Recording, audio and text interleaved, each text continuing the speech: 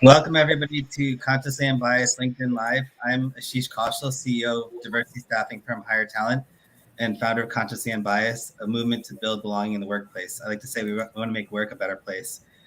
Consciously Unbiased is all about tapping into the power of the community to create change. After the racial protests for 2020, companies of all sizes spoke out against racism and pledged more than $50 billion towards racial equality initiatives, while also promising to improve their DE&I efforts. But according to reports from the spring, only $250 million has been spent or committed. So now we're near the end of 2021 and a year and a half later, where do companies stand on their DE&I efforts? Will they make good on their collective $50 billion pledge? While corporate America intentions are there, has there actually been a workplace cultural shift? To answer these questions today, we have a panel of journalists who have been reporting on DE&I to discuss how far corporate America has come with the promises taken in the summer of 2020 and where we must go next. Let's start off by introducing our guests. Rebecca Sun, she's Senior Editor of Diversity and Inclusion at The Hollywood Reporter.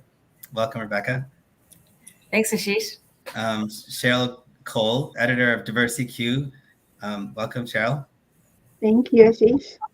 And then Jeff Green, Bloomberg reporter and compliance manager. Welcome, Jeff. Thanks for having me. So I'd like to start.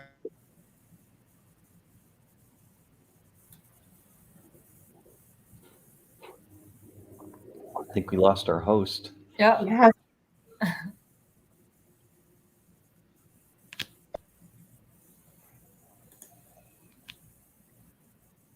Rebecca? Yep. Sorry, we lost you for a bit, but are you having us introduce ourselves? And yeah, I want you to introduce yourself and then share any insight you've seen while reporting on diversity and inclusion in organizations over the last year and a half. Sure. So yes, my name is Rebecca Sun. I cover diversity and inclusion at The Hollywood Reporter, and this is actually a position that was just created in January. Prior to that, I've been at THR since 2013.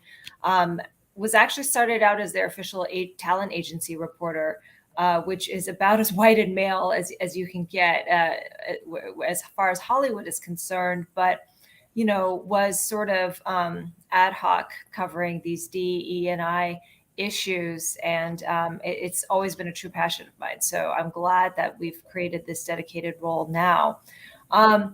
In terms of the past year and a half, I think that I want to try to say something that's slightly different from my colleagues that cover beyond the entertainment industry. So what I'll say is there has traditionally, when it comes to the diversity conversation in Hollywood, it's very much about what we call the talent, AKA the people in front of the camera, sometimes the artists, people behind, like the directors and writers and that sort of thing. But the entertainment industry is also a workforce filled with hundreds and thousands of people who are accountants and legal professionals and admin, and their experience really matters as well. And so I think that there's starting to be a shift in terms of demand and looking at, what's the experience of all of those people whose names that we don't know. And so hopefully that will continue. It's amazing. I love that they're looking at the collective rather than just the people in front of the camera. Mm-hmm. Cheryl, welcome. I'd love to have you introduce yourself as well. Yeah, thank you, Ashish. So I'm Cheryl Cole, and I've been a financial journalist and corporate communication specialist for over 25 years. And as you said, I'm currently the editor of Diversity Q, which is a platform launched just over 3 years ago now by a company called Bond Hill Group to provide businesses with a greater insight and understanding of what diversity and inclusion means in the workplace, and to some extent provide information and solutions they can use as a guide to help them along their journey. So for me, over the last couple of years, what I can say is we all know that race has been a really dominant social construct in Western world for like more than 500 years. It impacts every practical aspect on what we do in society. But it's also one of our really, really deepest divides, as we all know. However,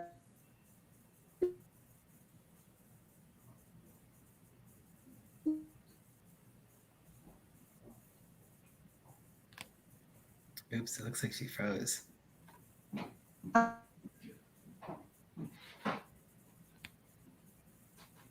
Okay, I guess we'll come back to her. Jeff, do you want to go next, and we'll come back to her after? Sure. I'm a reporter at Bloomberg on the equality team. I've been covering corporate governance since about 2011, which always has included at least gender diversity. It's been an evolution of what we consider diversity over time based on wherever the pressure seems to be on corporate America.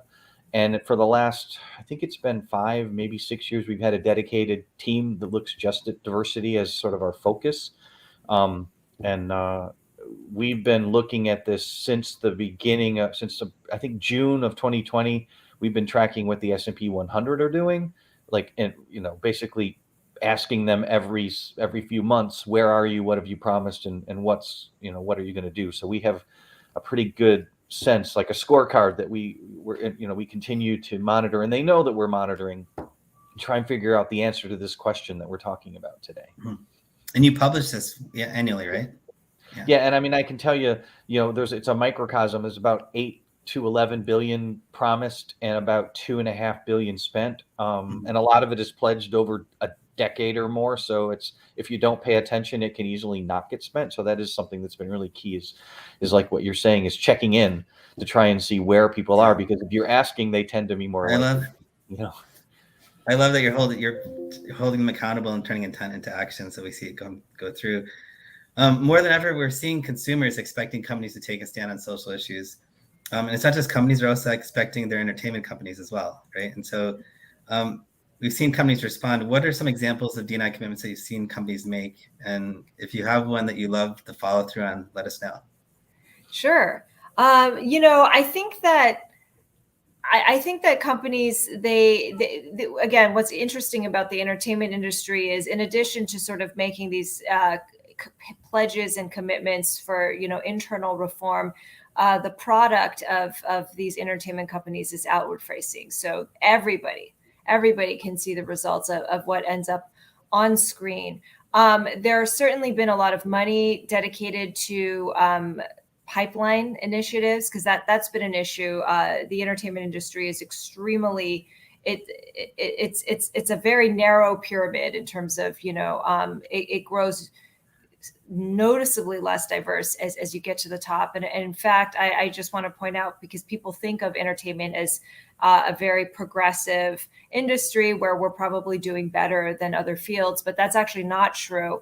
There was a McKinsey study done earlier this year that, and it was specifically looking at Black inclusion, but that study found that when it came to the C-suite, entertainment lags far behind other industries like healthcare, transportation, energy. I mean, it was something like 87% of the C-suite entertainment is white, whereas like healthcare, consumer goods are less white than that. So,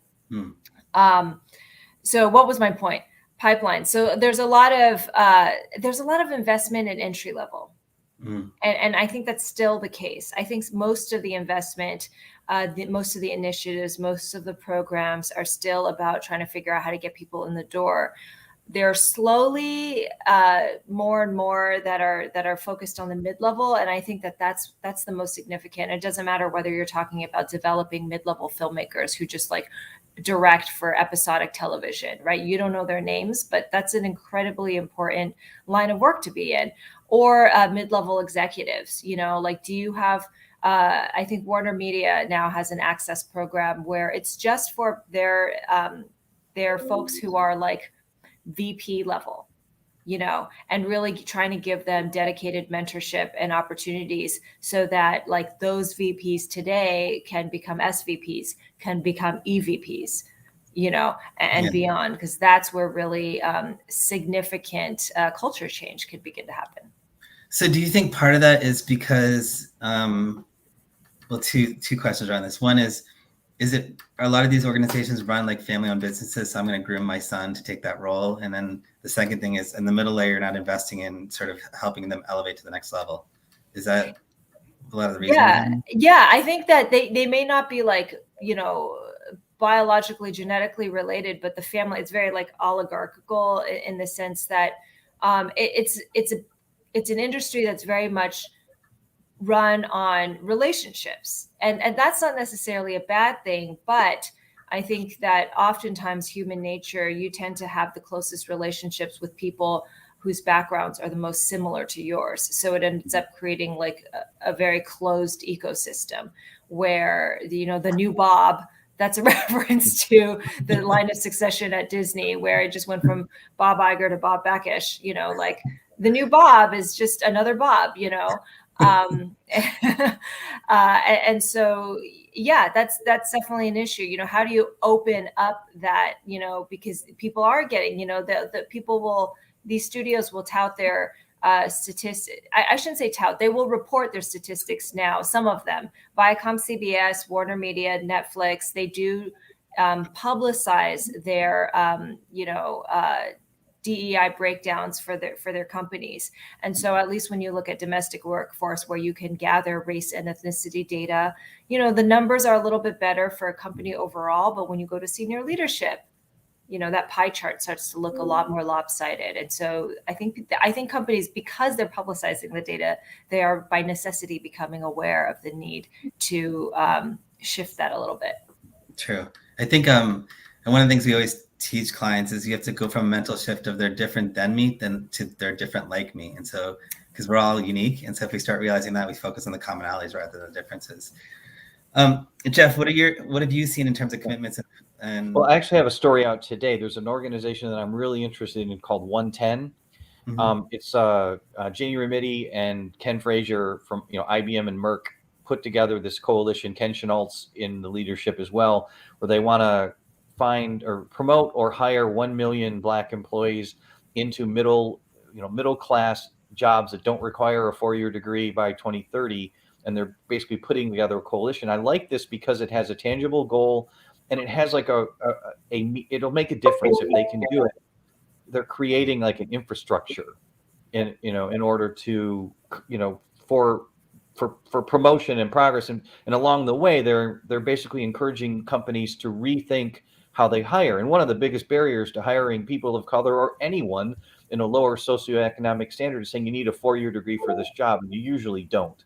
So they're going to have half the companies or half the jobs at these companies will not have a 4-year degree required. And that's sort of their goal, is one of their goals. And that's going to have a lasting effect across all hiring. So I see that as like, it's tangible, which a lot of the stuff we hear, it's really hard to know. So you gave $1 billion to the NAACP. What does that mean? What is that going to do?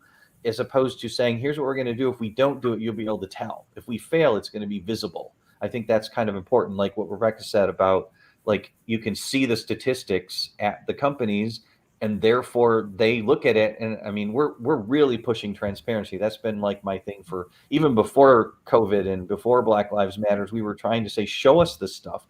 Don't just keep telling us, and show it in a consistent way. I mean, so, it's like, but here's something you can measure. And I think that's what we ought to be pushing for, is measurability. Yeah. And I think last year it was important to write those checks and support the different organizations. But I think it's also important to write the checks internally and making sure that happens, and you're investing in your own people. Right. And so I think that part wasn't really highlighted. And I think that's something that needs to be done more so today. And then I'd also say that the 4-year degree is actually kind of interesting, because I studied computer science in college, and I was debating between computer science and becoming a journalist, funny enough. But my Asian parents were like, you need to go get a job that has stability. But good choice. When I graduated, like, there's kids that were, back then there was kids that didn't have degrees that ran circles around me in computer science. And today, if you think about it, kids are coding at 12. So by the time they're 16 or 18, they have the equivalent of a 4-year degree, and they don't need the computer science degree to be successful. And so I do think we have to think through, like, what do we really need in a job qualification instead of how are they like me? Cheryl, you explained that how organizations make D&I part of their overall strategic plan. Why is this a key to be successful in the initiatives? Oh God, this is really important to me. I mean, for a lot of reasons, because we find that in organizations, most people who do D&I are doing it side of desk. It's a little side hustle. It's not their main job. And because of that, they either don't have the support, or they don't have seat at the table, the decision-making table. They don't have a budget, etc. Mhm. So because of that, there's not a lot of buy-in when it comes to doing some of the things that they really want to do. So for me, it's really, really important that you make DEI part of your strategic business and plans, because every company has a superpower. I mean, there's a reason every company exists, and you need to know that reason inside out before you start to develop any kind of DEI plan. And that means knowing who your clients are, your partners are, the communities that you're trying to serve, your customers that you're trying to serve. And if you don't know that, you can't develop. I mean, you wouldn't do that as a business and then try and develop a product without having all that information. You wouldn't then create a strategic plan without having that information. Equally, then you need your DE&I plan to fit in with that strategic plan. So you need to know what the organization is trying to achieve and how it's going to go about trying to achieve it. For you then to say, okay, so who's in our organization? What kind of talent do we need to bring into our organization to make that work? Because you could try and shoehorn people in. I've heard organizations say, we need to bring in more Black people in the organization. Do you really need to bring more Black people in your organization? Have you looked at your numbers? You might have a lot of Black people in the organization, but the issue is that they're all doing lower paid or lower positions, and you're not elevating them up through the organization because you're not training them. So you, as I said, you need to make sure that your DEI plan reflects your strategic business goal and really, really understand who is in your business to make that work. So start by your culture. First thing, always work on your culture. Make sure your culture is in the right place. Make sure you've got the best values you can possibly have. Make sure everyone lives by that. And if bits are missing, not working, address that. And then also look at the data, look at who's in your organization. Because if you don't know who's in your organization, you don't know what it is you're trying to fix. So that's why I say it's really, really important that your DEI and the strategic business plans are actually working together. Yeah, I agree. And I think you brought up two good points. One is you have to give them budget. And I think the other thing is you have to give them power to make influence happen. I always tell clients, if I was chartered to start a new business unit within my organization and I showed 2% year-over-year growth, then I'd probably fire myself. And so when you have diversity initiatives, you have to think of it as a business initiative and say, let's measure this like as a real goal that's achievable, but also stretches us. And I just want to agree with Cheryl. I mean, one of the reasons why that culture reform component is so important is because if you don't have that in place, you do just focus on the numbers and bringing in new people. You end up having a revolving door of people of color who, cycle in and out, which worst case scenario, what that looks like is, well, we've tried, but they weren't a good fit. They weren't very good. And then you actually end up, really actually hurting that objective, and creating like a terrible and possibly traumatic experience for these poor employees that you brought in. So if I can add. So I was going to say that's a really big issue in the UK at the moment. Organizations have made strides in bringing diversity into the business, but they're leaving just as quickly because they haven't got the inclusion part right. They've got the diversity part almost right because they're looking at representation, but they're forgetting about the fact that you need to make that person feel as though they belong and are welcomed, and maybe put in place initiatives or support mechanisms to help them along in their career. But that's the bit that they're missing, the inclusion part of the puzzle. Absolutely. Yeah, I wanted to build off two of the things that Cheryl said from what we've seen. There have been a ton of new DEI executives hired over the last 2 years, and we sat down and went through all the announcements at all the bigger companies and kind of tracked. And one of the key things we focused in on is, do they report to the CEO or not?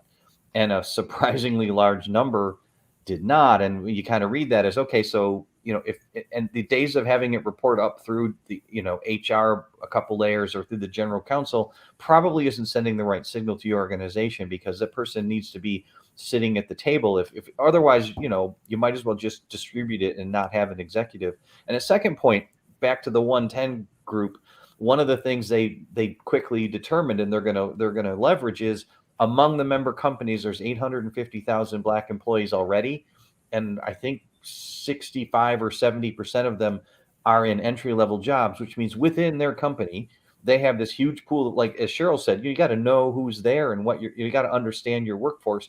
These are people they need to open up paths to promotion to and bring them forward. They already have more than enough people almost to meet their goal right now in the company. They just have to put them into a higher paying job and fix that pyramid that Rebecca was talking about. Yeah.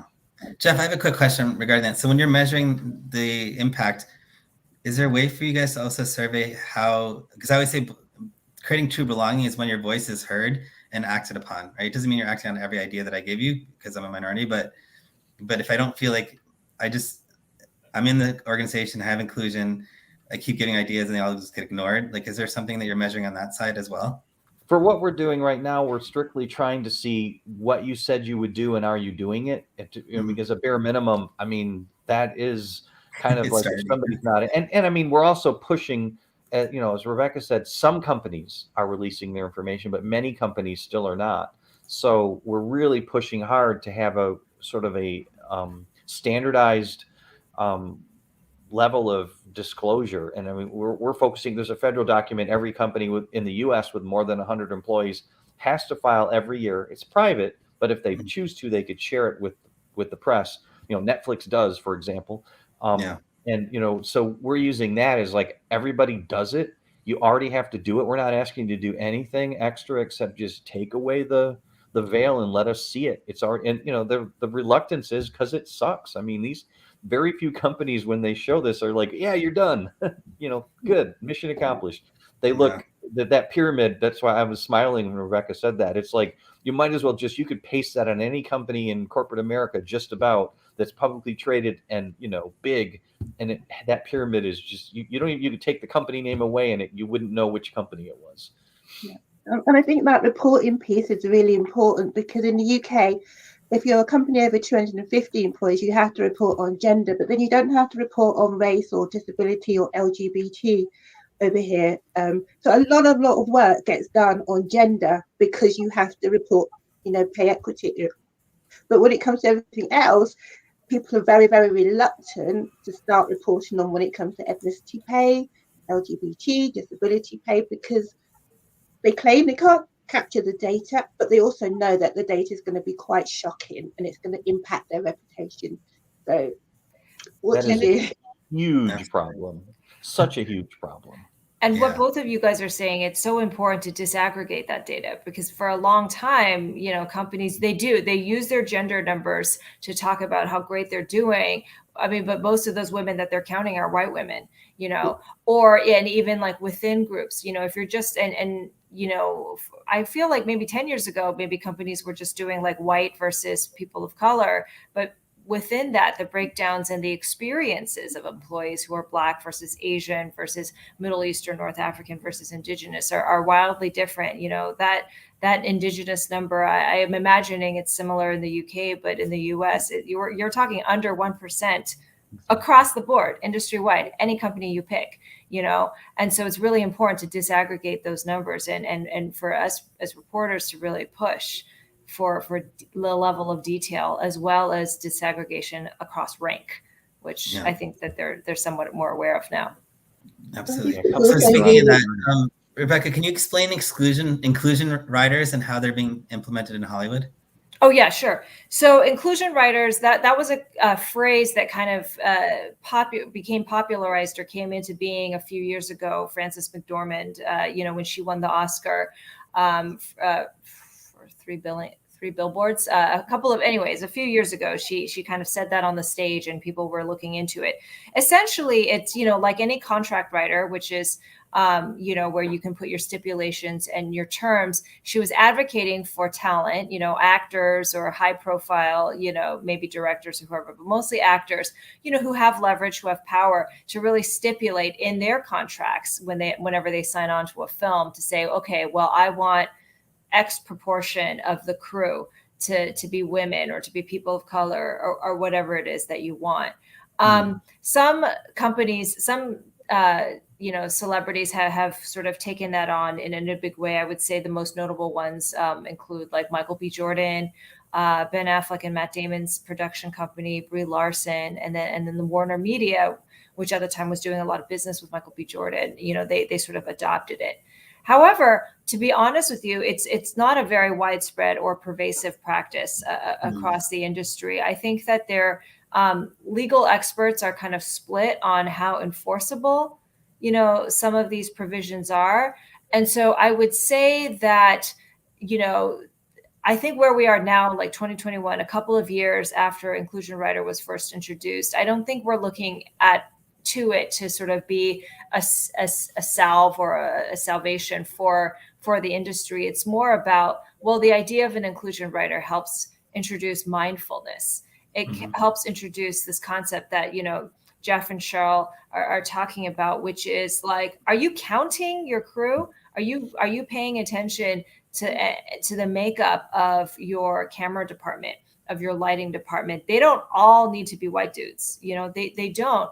And so rather, whether or not you have an inclusion rider, if you are a director or the star, the actor near the top of the call sheet, where you do have that pull, you do have that leverage, you are within your rights. And some people might even say you're within your responsibility to ask those questions and to push. Like, I don't believe Ava DuVernay has ever had an inclusion rider, but on her projects, she's always very clear she's very firm with her department heads, and she says, I know that the practice in Hollywood is obviously you want to work with the people that you've worked with before, the people that you're comfortable with and familiar with, because productions are very difficult. Of course, you want to go with experience, but she's like, go back to the drawing board, and I want half of your crew to be new people, to be people of color who maybe you haven't worked with before. And so if you just hold firm to that, whether or not you have a writer, you can really execute that change. Yeah, I love that. And Jeff, you talked a little bit about what you're doing at Bloomberg. So I'd love to share with the audience your data visualization project called Measure Up. Can you tell us a little bit about that and where we can find it?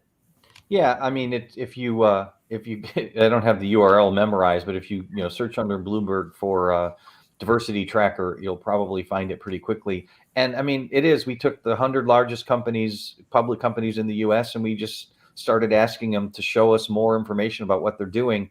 And one of them things is, we're saying, give us this form, show us the data you report to the federal government, so we can compare it to the industry, and we can compare it to each of you.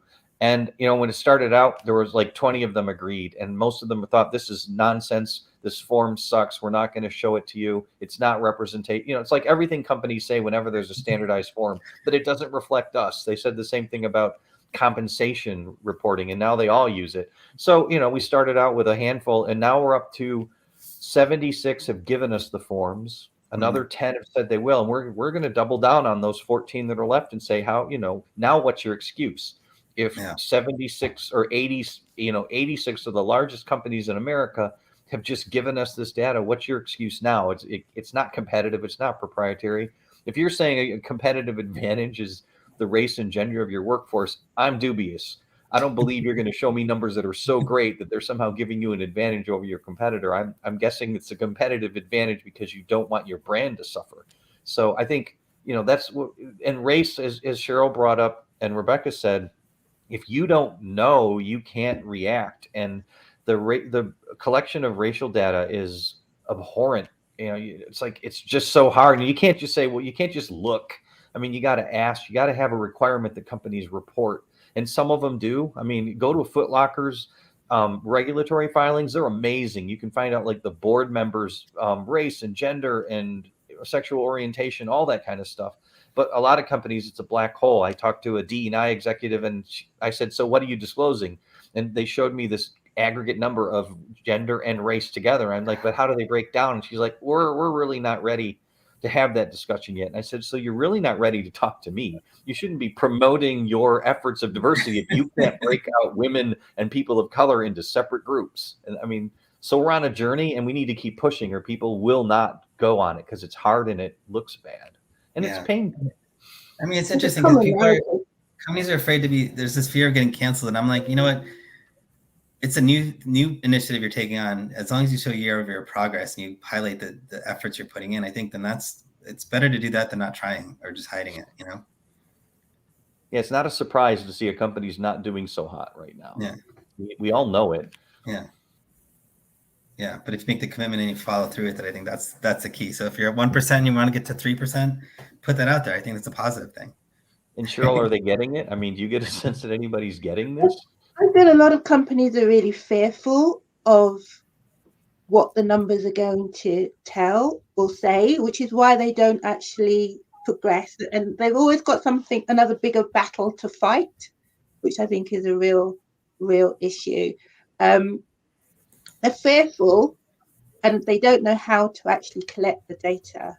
And they also blame the staff for not responding to, calls to collect the data. And I always say to that, it could be because of the way you're communicating that. It could be because you're not telling people how, by having that number, it's going to benefit them at the end of the day, because they just think you're just holding on to it for no real purpose, nothing that's going to serve their needs. So it's all about the communication. And I think until they get the communication part right, and actually, if they promise to do something in the past, do it. Because a lot of the time organizations ask for a lot of stuff and don't give anything back. So I think it's communication and delivering on what you've promised to do previously, and that will help staff have more faith in what it is you want them to do. Yeah. There was one thing that I wanted to bring up when we were talking about just sort of trying to compel companies to disclose their data. And I don't know how transferable this is to other industries, but for entertainment, so the California Film Commission, so they're the ones who issue permits and where you can apply to get a tax break, right? If you shoot in the state. Their newest iteration of the program, which I think they kind of revise, each year, includes, there's a provision where if you want a tax credit, for shooting, for making your short your film or your TV show or whatever in California, then part of that includes you have to report the diversity data of your crew, of your production, in order to qualify. And so that's something that, state legislators worked on, for a couple of years in conjunction with different, diversity organizations in Hollywood to really make that happen and to put that into law, essentially. And so that's a great practice where, there is an opportunity in that public sector for anything where you're interfacing where, okay, is a company trying to apply for some sort of tax benefit? Okay, well, show us your numbers. When then they're not even saying you need to qualify for only companies that are 50% non-white can do this. They're saying, well, yeah, no, anybody can, but you just have to publicize your numbers if you want this tax break. Yeah, and that is the thing in the corporate world too. Now, California, in fact, requires a certain level of gender and race on boards. And NASDAQ is saying you don't have to have a diverse board, but you have to tell us whether you do or not and explain, if you don't, why you don't. And Goldman Sachs won't take anyone public who doesn't have a diverse board. And I mean, it's been interesting. They've added LGBTQ as a diversity factor as well, which was also novel when David Solomon said that. So, I mean, there are initiatives underway and they are starting to make a difference, but we're still, just in the beginning. Sorry, Cheryl. I was going to say the same thing. Yeah, I know that NASDAQ has done that, and California, and also over here, the FSC has put in something very similar in place as well. FCA, I should say, put something very similar in place as well. So it is happening very slowly that bodies are now legislating that you have to report. But I still feel we've had gender pay gap reporting here in the UK for, I think it's 4 or 5 years now, and still organizations are very, very slow, or will find a way to delay or not report the numbers. You're way ahead of us. I mean, only 11 companies in the US, I think it is, report the gender pay gap in the way the UK requires all companies to do. So it's, but then I guess in France, you can't be required to talk about race at all because it's illegal in some respects. So, I mean, everybody's on a different journey, but the end of the day, if we can't see it, we're not going to know if anybody's doing anything. Exactly. Yeah. You look at the, I mean, to use another entertainment example, you look at what happened with the Hollywood Foreign Press Association with the Golden Globe Awards, earlier this year. I mean, to be honest with you, if you guys don't follow, the LA Times in February put out this report that was like the HFPA is this super, unethical journalism board where you just take selfies with celebrities and give out random awards and blah, blah, blah. And accept all expenses paid trips to productions. The thing is, none of that was a surprise. Everybody in Hollywood knew that the HFPA worked this way, but until the LA Times put in print that out of their 86, 87, 88 members, they didn't have a single Black journalist. Yeah. That's when there was a total overhaul. So that transparency and that sort of disinfecting light that media, that the press is capable of, actually can implement change, because everybody knew this was happening. Nobody did a thing until the LA Times wrote about it. Yeah. There's also a business imperative, right? If you think about it, like what we're really trying to get to is diversity of thought. And what does that do? That spurs creativity. So whether it's writing a script or coming up with a new product for a business, if you have people who look at things differently, you can probably get something more innovative from it, more creative from it. Can each of you share ways that companies in the media are making strides in terms of representation of marginalized groups, and where can they improve? I've got a fantastic example. I mean, earlier this year, Channel 4, which is a UK broadcasting corporation, they gave over a whole 24 hours to programs that were either written, directed, or produced or featured just Black people. And it was a great initiative because some of the programs were traditional programs that you would see normally just hosted by white people. So they transferred the white host into a Black host. Or some of them were just Black programs that you would not normally see daily. And all the adverts in between the programming were also featuring just Black people. And it was brilliant. There was a little bit of backlash, people came out and said, why do we need to see this on TV? Why is it needed? But the whole concept, the whole fact that this broadcasting organization was willing to put money and invest in this was just fantastic. And they don't only do it for one day, they actually do it quite a bit over all of their broadcasting now. And they also touched on a lot of disability stuff as well, and a lot of LGBT representation in their adverts and programming. So they're making huge strides in this space to show that representation matters. And I think that's really good. Equally though, last year Christmas we had Sainsbury's, who had featured a Black family in their first ever Christmas advert. That didn't go down too well in the UK. So while companies are making strides, there's still a lot of pushback and backlash from people. So they're trying to tread a very fine line at the moment, which I can see is understandable. Yeah. Jeff, you have any thoughts around that? I mean, it's just kind of what we're trying to track and what we're seeing and we're looking at board level, we're looking at CEOs, we're looking at, the general workforce, and there is women, white women in particular, have made like pretty impressive strides. That is also helping women of color. Men of color are farther behind because we kind of we have these awakening moments, and we need to stop doing diversity by agenda, by Twitter, by whatever's trending on Twitter. So we started with Me Too again. Was there anyone in Hollywood who didn't know this kind of stuff was going on for decades?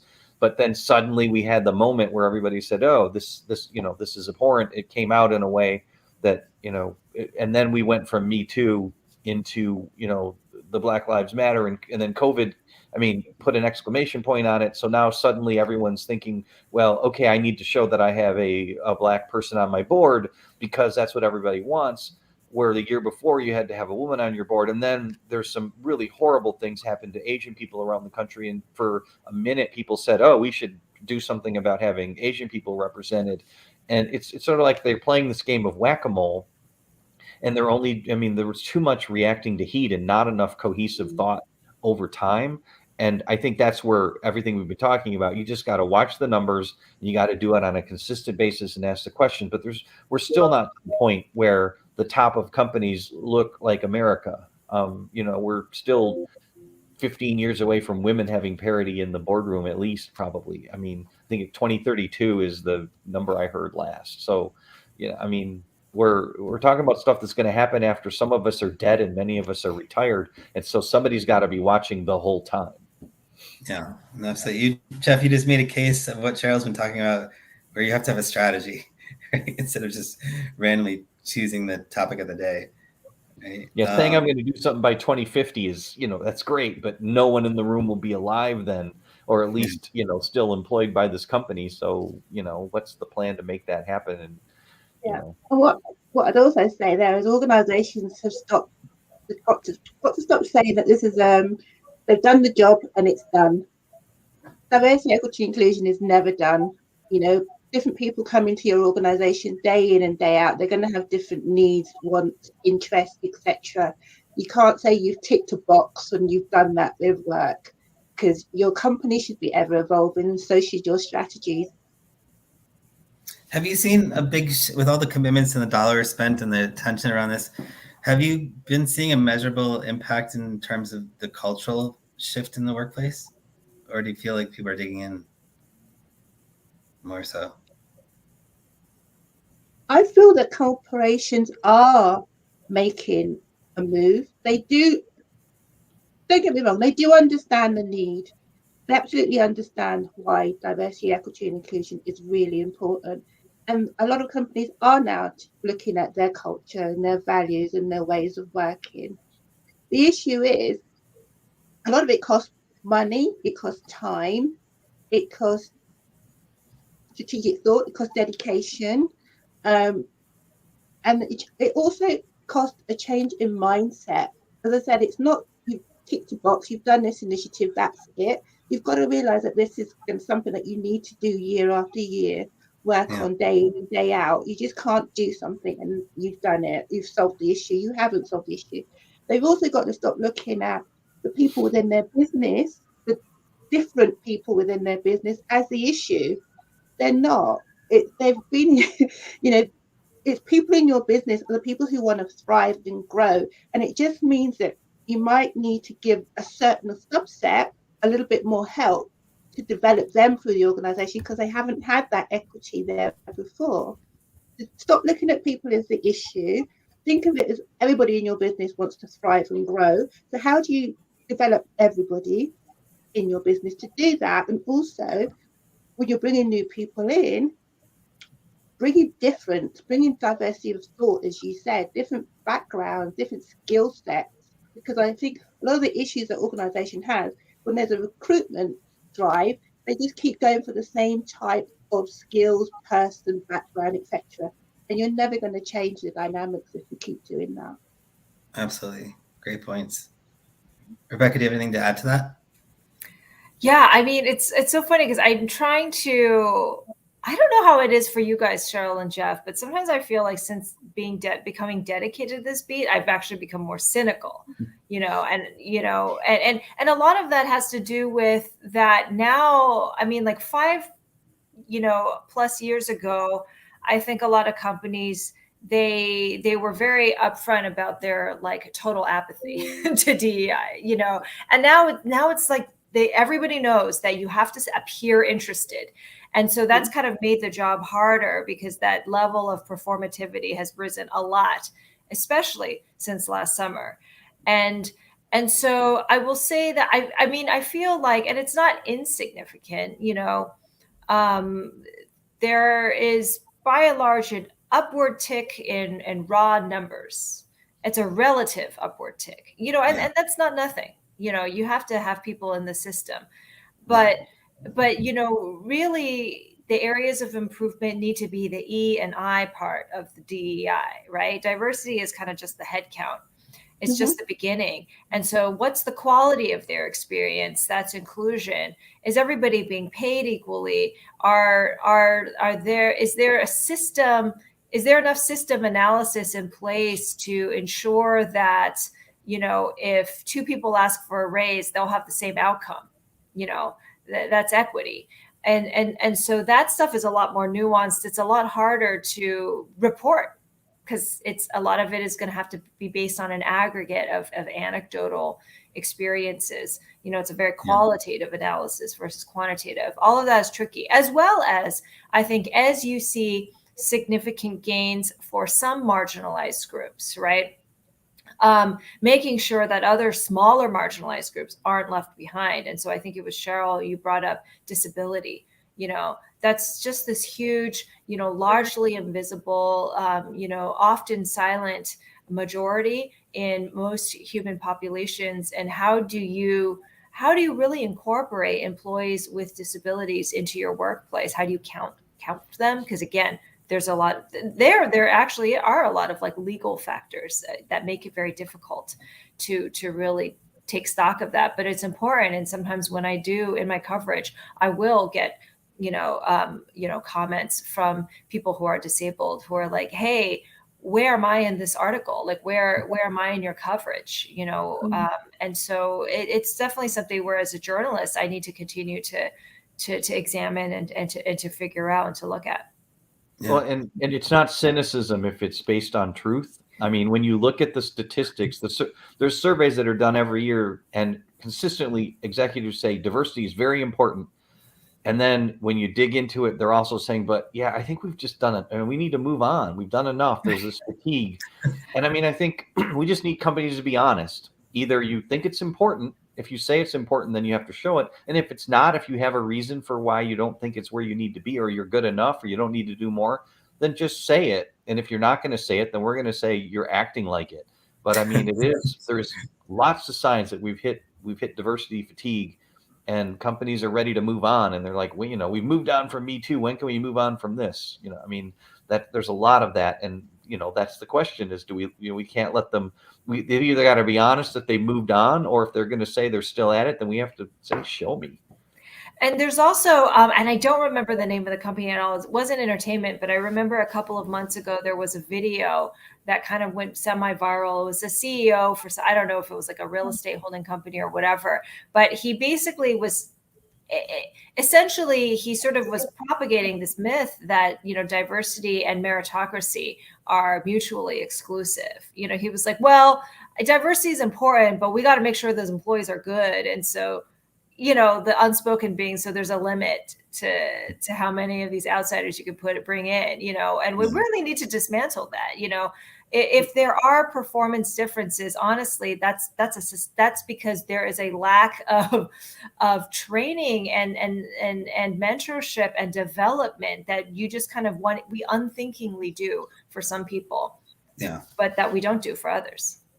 But there's also other skills that these marginalized groups will bring into the business as well that are factored in, the resilience, the strength, the tenacity, the fact that they can multitask, the fact that they have to think on their feet to survive. Those are really brilliant skills you need in an organization. And if you bring them in and develop them in the other ways, they'll be great assets to the business, but they're not willing to do that, which is a huge shame. And there is a tendency to ignore the fact that there is a significant portion of the workforce that is, afraid. They're afraid of what's happening, and they are the majority still. And I mean, as much as demographics are shifting, the power structure pretty much ensures that this will, white guys like me can run things forever if we want to.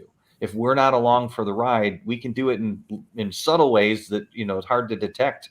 But I mean, we can block up the middle. We can do small things that'll muck up the works. If we don't see the benefit to us, if it's not communicated in a clear, straightforward way, we can, there's nothing. It's going to be a long time before the power structure shifts enough that it's going to happen organically without my help. Me being the proxy for all the other people like me. If I'm not on board, and you got to recognize that, and you got to work that too. You can't just deign it. You can't just say by fiat we're going to do this. You got to recognize that I got to buy in. I got to see the benefit to me. And if I can't see the benefit to me, something's wrong with something's wrong with the messaging. So you got to keep that in mind too, that this is not just going to happen automatically. Yeah. And that's a really important point, communication, and it goes back to the culture piece as well. Communication and culture within your organization is really important, and you need to bring everybody not just the marginalized groups, along that journey with you. And as you said, Jeff, make sure that people, white men, know how it's going to benefit them as well. You're not there to take anything away from them. You're just there to sort of help other people up the ladder as well. Yeah. I always say there's no one has a monopoly on discrimination, and no one has a monopoly on what they're going through. You could be 60 and white and not get a job because you're 60, or you could be 30 and white and not get a job in New York City because you're as an investment banker, because they assume that you have a Southern accent and stuff. So I think if we realize that we all have different parts of our lives where we have discrimination happen against us, then that sort of builds understanding and realizes that we have to make this better for everybody. You know? Yeah. Is there anything else before we go to the last question that you guys would love to talk about or bring to the table that we might not have discussed yet? Well, two quick things. One thing is, as soon as Jeff said white guys like me, I really just thought, if more white guys were like you, Jeff, I mean, I think we'd be in a better position. That allyship, again, is so crucial, because it's, I think that it's so important, and it's amazing. And I actually didn't realize, to be frank, that like Bloomberg's diversity reporter is a white man, managing diversity. I'm one of many, however. So. That's amazing. Isn't that great though? Because so many times, and this speaks, we're going back to our larger point, is a lot of times when you do have like a company's like their highest ranking C-suite, oh yeah, we have a person of color at the C-suite, they're the chief diversity officer, right? And so it becomes this box both where people of color only work in the DEI space, and white people never work in the DEI space, and that really needs to be dismantled, because you're sort of almost you're trying to sort of counteract this force of gravity of nature, and it takes a truly collective push, coalitions of different marginalized groups working together, as well as people who do belong to like dominant culture working alongside. There's a risk, and I think among diversity reporters, that it becomes an echo chamber. There's too much activism and not enough introspection. I mean, people didn't see what happened in 2016 because they ignored the people that made it happen. There's like my part of the country, the flyover, just gets ignored in the United States to the detriment of understanding what's going on. I mean, I approach this as a beat. There's forces at work that need to be taken into account. You can't just dismiss people who disagree with you, because they are relevant in the discussion. And until you think of it as something that needs to be looked at objectively and understood, you get into this echo chamber where you can't understand why nothing's happening, because everyone thinks this is a good idea. And, you don't even associate with people who disagree with that. And therefore, your viewpoints are very skewed. And so, I mean, I think that is something that if this is going to work, especially for diversity reporters, there needs to be an understanding. This is just like covering corporate finance or anything else. There are more than one viewpoint that needs to be considered and reported on and understood, or you're going to end up with just, nobody's going to take you seriously. I mean, really, in the end. Yeah, those are great points as well. What's one micro progression, as you call it, a consciously unbiased, or small step that can lead to big change over time that leaders can take advantage of to truly push inclusion or advance inclusion in their organizations? Cheryl, do you want to start? Yeah, so for me, it's go and meet somebody who's different. Step out of your network, try and network with other people. So if you're a white man, middle-aged, go and talk to someone who's Black. Try and find out what's really going on in their world. I mean, yeah, we don't have the water cooler moments as much as we used to anymore because we're all working from home. But you can reach out to somebody else in a different part of the business, even if it's just under the guise that you want to know what's happening in their business or understand the work that they do, and try and strike up a conversation with somebody who's different. I think the reason we have so much issues around DEI is because we don't tend to step out of our networks, people we know who make us comfortable, and try and learn about other people and other cultures and ways of living. So until we're brave enough to do that, make friends with very different people. You don't have to spend every day with them, but just make friends with different people just to get to understand what that difference is and how the world impacts them. Until you do that, things are just going to carry on as normal. So just open up your networks would be my suggestion. I love that. Mine's Jeff, pretty nerdy. I mean, just show me that form. It's a one-page form. You've got it somewhere in a file cabinet already. It's called an EEO1. If anyone who's listening who works for a company, Google your company's name in EEO1, and if it's filed, you'll probably find it. If it's not, that's ask the question, why won't you show me this number? And I mean, it's just, I think you just need to ask your own workplace, what are our numbers?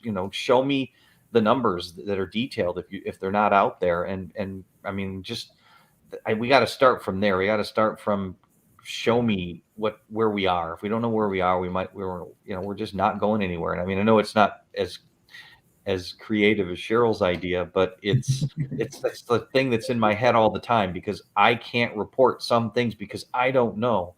It's like a big, black hole, poor choice of words, but trying to figure out what the racial breakdown of companies and boards and society is in many areas, because we just don't collect it. It's like, if we can't see it, we don't have to pay attention to it. It's not there, It's like, yeah.